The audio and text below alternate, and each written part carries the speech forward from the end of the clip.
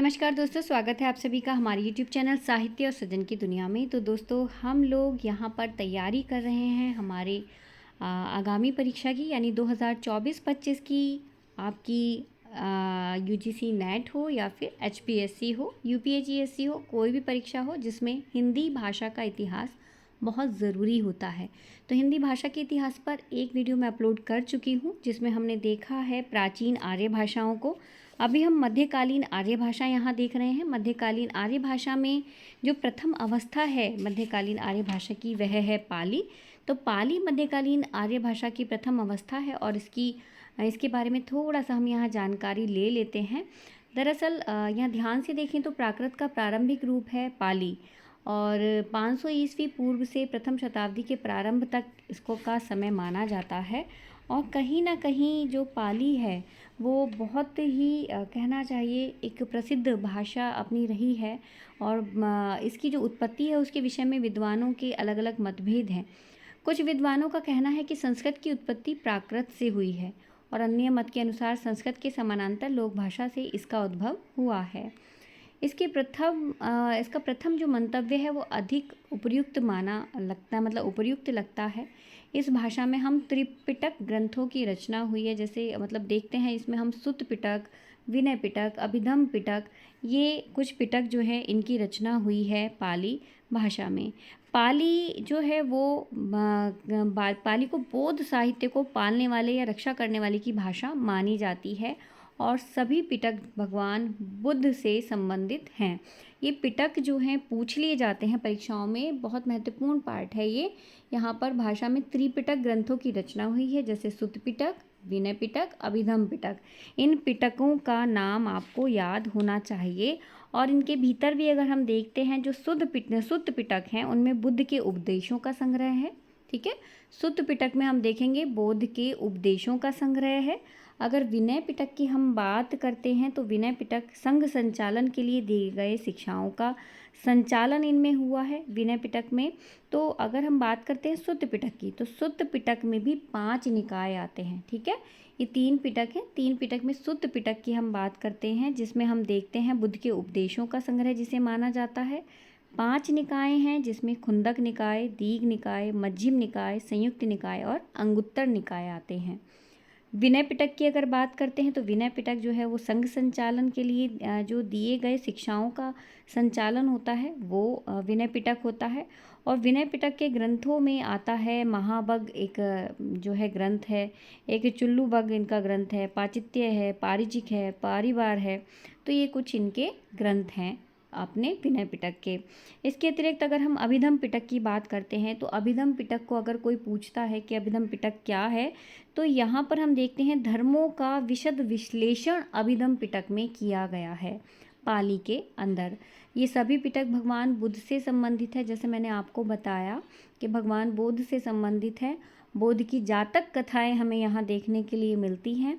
पाली को भारत की जो है प्रथम देशीय भाषा माना जाता है। पाली भाषा के 3 व्याकरण ग्रंथ उपलब्ध हैं, जिसमें कच्चयान व्याकरण, मोगलान व्याकरण और सदनीति प्रमुख आते हैं, है ना। इसके अलावा भी अगर पाली की बात करते हैं, अट्ठकथा साहित्य है और विशुद्धि मग है जो आचार्य बुद्ध घोष का है, वो भी बहुत महत्वपूर्ण माना जाता है। और अगर हम व्याकरण ग्रंथ की बात करते हैं तो व्याकरण ग्रंथ इनके ये 3 बहुत ही महत्वपूर्ण व्याकरण ग्रंथ माने जाते हैं। अब यहाँ इसमें जो प्रश्न आता है वो किस प्रकार से आता है। यहाँ प्रश्न आते हैं कि कच्चयान के अनुसार जो यहाँ पर पाली की ध्वनियाँ हैं वो कितनी हैं। तो यहाँ जो ये कच्चयान है उनके अनुसार पाली की 41 ध्वनियाँ हैं, जिसमें 8 स्वर हैं और 33 व्यंजन हैं। मोगलायन के अनुसार कितनी ध्वनियाँ हैं, तो मोगलायन ने यहाँ पर माने हैं 43 ध्वनियाँ, जिसमें से 10 स्वर हैं और 33 व्यंजन माने जाते हैं। ठीक है गाइस, तो ये आप लोगों को याद रखना है, बहुत इंपॉर्टेंट पार्ट है। अगर पाली की बात करते हैं तो ये जितना भी मैटर है बहुत ज़्यादा मैंने यहाँ नहीं लिया है, इतना आप लोगों के लिए लिया है, पर्याप्त है, महत्वपूर्ण है। इसके अतिरिक्त अगर हम देखते हैं तो पाली में 3 लिंग, 3 वाच्य, 3 वचन होते हैं। एक वचन और बहुवचन का प्रयोग इसमें मिलता है। पाली में द्विवचन नहीं होता है। विशेष बात पाली की ये आप लोगों को याद रखनी है, पाली में द्विवचन नहीं होता। यहाँ पर केवल 2 ही वचन होते हैं, एक वचन और बहुवचन। अगर लिंग की बात करते हैं तो 3 है, वाच्य की बात करते हैं तो 3 है, लेकिन वचन यहाँ पर 2 ही वचन यहाँ पर आपको देखने के लिए मिलेंगे, जिसमें एक वचन, बहुवचन। द्विवचन यहाँ पाली में लुप्त होता है, द्विवचन यहाँ नहीं होता है। अगला हम आगे चलते हैं प्राकृत की तरफ। और प्राकृत क्या है, हम अगर देखते हैं पाली मध्यकालीन आर्य भाषा की प्रथम अवस्था है, तो प्राकृत वही मध्यकालीन आर्य भाषा की दूसरी अवस्था कहलाती है। इस द्वितीय प्राकृत और साहित्यिक प्राकृत भी इसको कहा जाता है। इसका काल प्रथम शताब्दी से 5वीं शताब्दी तक का इसमें माना जाता है। विभिन्न क्षेत्रों में इसके भिन्न भिन्न रूप विकसित हो गए थे। वररुचि ने प्राकृत भाषा के 4 भेद बताए हैं: महाराष्ट्री, पैशाची, मागधी और शौरसेनी। महत्वपूर्ण है, वररुचि ने प्राकृत भाषा के कितने भेद बताए हैं? 4 भेद बताए हैं, याद रखने हैं: महाराष्ट्री, पैशाची, मागधी और शौरसेनी। हेमचंद ने 3 भेद माने हैं: अर्धमागधी, चूलिका, पैशाची और अपभ्रंश। भरत मुनि ने नाट्यशास्त्र में इसके 7 भेद माने हैं। 7 भेदों की अगर बात की जाए तो 7 भेद कौन कौन से हैं, यहाँ पर देखिएगा। पहला है आपका शौरसेनी, दूसरा है मागधी, तीसरा है अर्धमागधी, चौथा है दक्षिणात्या, 5वां है बाह्यलीक, अवंतिजा, प्राच्या। किंतु यदि साहित्यिक महत्ता को ध्यान में रखकर देखा जाए तो 5 भेद इसके मुख्य हैं। पर क्योंकि परीक्षाएं बहुत ही डीप होने लगीं तो कुछ ऐसी जानकारी भी आप लोगों को होनी ज़रूरी है। भरत मुनि ने नाट्यशास्त्र के कितने भेद माने, किसने कितने भेद माने, वो आप लोगों को पता होना ज़रूरी है। तो यहाँ 5 भेद जो मुख्य हैं उनमें शौरसेनी, पैशाची, महाराष्ट्री, मागधी और अर्धमागधी माने जाते हैं। अगले तरफ चलते हैं, अगली यानी अपभ्रंश की तरफ। और अपभ्रंश हम जैसा प्रथम अवस्था देखी है हमने, मध्यकालीन आर्य भाषा की द्वितीय अवस्था देखी है, तो अपभ्रंश तृतीय अवस्था है मध्यकालीन आर्य भाषा की। और इसका अर्थ होता है विकृत या भ्रष्ट, भ्रष्ट कह सकते हैं। इसका शाब्दिक अर्थ है भ्रष्ट।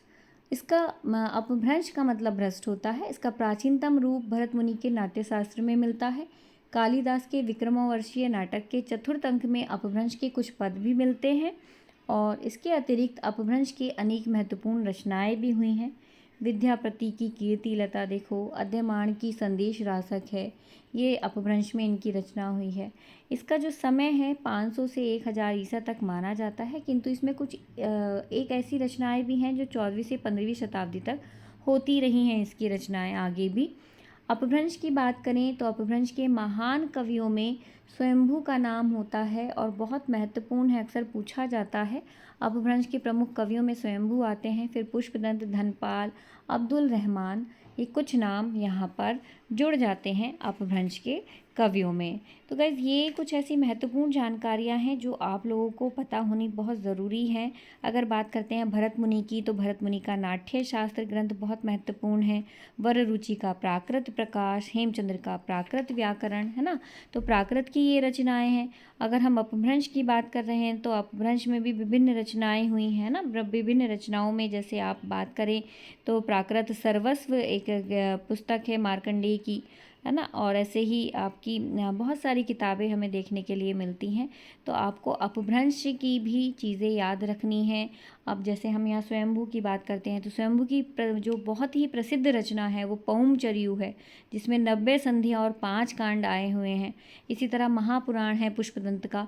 तो ये कुछ प्रमुख कवि हैं हमारे अपभ्रंश के। तो अपभ्रंश भी अपने आप में एक बहुत बड़ा साहित्य है और इसके बारे में अभी हमें काफ़ी कुछ पढ़ना है आगे। हम धीरे धीरे आगे बढ़ते रहेंगे। और क्योंकि हमारी दूसरी वीडियो में यहाँ अलग अलग पार्ट में डिवाइड होकर के यहाँ पर वीडियो आप लोगों के लिए अपलोड कर रही हूँ। अगली वीडियो जल्दी ही आप लोगों के लिए अपलोड करती हूँ। मिलती हूँ नेक्स्ट वीडियो में। अगर वीडियो आप लोगों को पसंद आ रही है, इससे आपको मदद मिल रही है, तो प्लीज़ चैनल को सब्सक्राइब कीजिएगा, शेयर कीजिएगा, ताकि आपके साथ साथ दूसरे लोगों का भी भला हो जाए।